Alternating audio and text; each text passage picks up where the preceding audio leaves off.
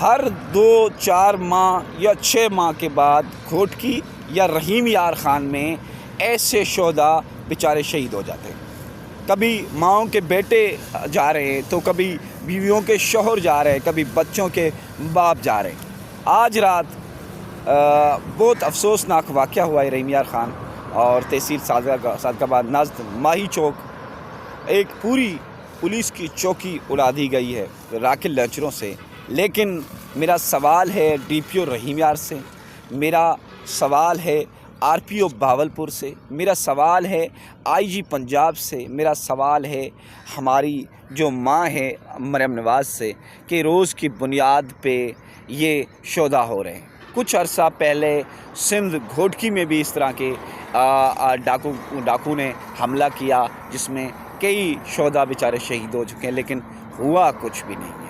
لیکن آخر حکومت کے پاس یہ جو بجٹ پاس ہوتا ہے یہ کہاں جاتا ہے؟ آخر ان کو جو چوکیاں بنائی دی جا رہی ہیں اتنی کمزور چوکیاں کیوں ہیں کہ راکٹ لانچر سے حملہ کرو اور شہید ہو جاتے ہیں؟ پہلے نمبر تو میں یہی کہوں گا حکومت کی نااہلی ہے، چاہے سندھ حکومت ہو یا چاہے پنجاب حکومت ہو، جس میں روز کی بنیاد پہ یقین کرو ابھی ان کی مائیں چیخ رہی ہوں گی، ان کی بیویاں چیخ رہی ہوں گی، ان کے بچے چیخ رہے ہوں گے۔